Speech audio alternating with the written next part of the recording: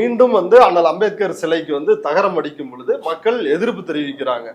என்னங்க இப்படி வந்து செய்றீங்க, நீங்க தான் திறக்க சொன்னீங்க, திறந்தோம், இப்ப திரும்பியும் வந்து சிலையை மூடுறீங்களே அப்படின்னு மக்கள் கேள்வி கேட்கிறப்பதான் போலீஸ் வந்து அத்துமீறி தாக்குறாங்க மக்கள் மீது. பெண்கள் வீடு வீடா போய் தாக்குதல் நடத்தியிருக்கிறாங்க அன்றைக்கு இரவு முழுக்க. அதை வந்து கரும்புலி கவியரசன் அவர் வந்து அவருடைய பேட்டியில வந்து சொல்லிருக்கிறாரு.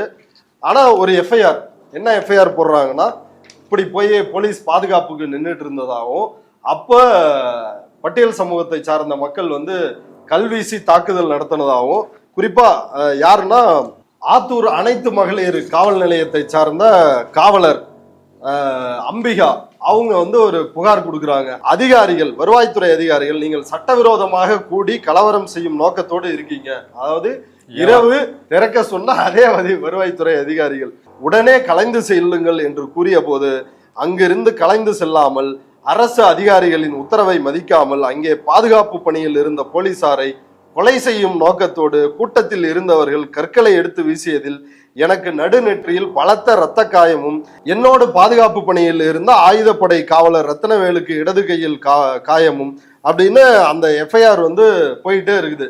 இப்படி தாக்குதல் நடத்தி, இதை யோசிச்சு பாருங்கள, காவல்துறை பொதுவா எஃப்ஐஆர் எப்படி எழுதுவாங்க அப்படின்னு தெரியும்.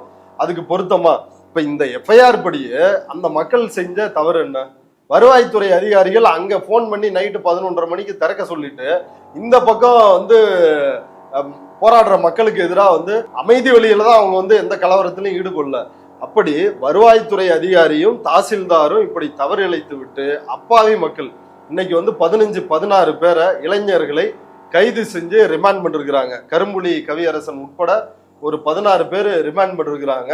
இப்ப இந்த மக்களினுடைய எதிர்காலம் என்ன ஆகுறது? அன்றைக்கு இரவு முழுக்க, சனிக்கிழமை இரவு முழுக்க போலீஸ் வந்து வீடு வீடா தேடி இருக்குது. பெண்கள் மீது கொடூரமான தாக்குதல்லாம் நடத்தி இருக்குது. அதெல்லாம் இந்த எஃப்ஐஆர்ல வந்து இருக்குதா? ஒண்ணுமே கிடையாது. இப்ப இப்படிப்பட்ட ஒரு மோசமான நடவடிக்கையை சேலம் மாவட்ட நிர்வாகம் வந்து செஞ்சிருக்கிறாங்க.